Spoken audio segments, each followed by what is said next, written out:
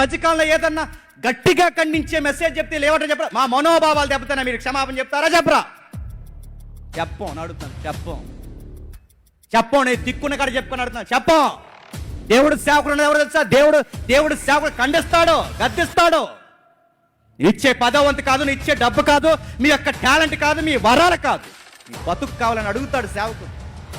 ఆయన దేవుడు నిలబెట్టింది అందుకు. ఆయన దేవుడు నిలబెట్టి వాడుకుంటున్నా అడగొద్దేంటి? అడుగుతాడు. పద్ధతి లేకపోతే పద్ధతి నేర్పిస్తాడు. ఇలా ఉండాలని కొన్ని మాటలు చెబుతాడు, ఇలా పాడాలని కొన్ని మాటలు చెబుతాడు, ఇలా ప్రసంగం చెప్పాలని చెబుతాడు, ఇది ఇలాంటి డ్రెస్ వేసుకోవాలని చెబుతాడు. ఒక్కటేంటి ప్రతీదీ చెబుతాడు. మనోభావాలు అయితే పో బజార్లో తిరిగి నిన్నెవరు రమ్మన్నాడు సంఘానికి?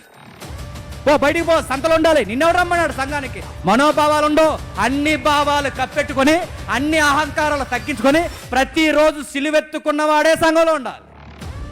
దేవుని వెలుగులో మాత్రమే నడవాలి. ఎవరికి కావాలి నీ మనోభావాలు? రాజ్యాంగంలో రాశారని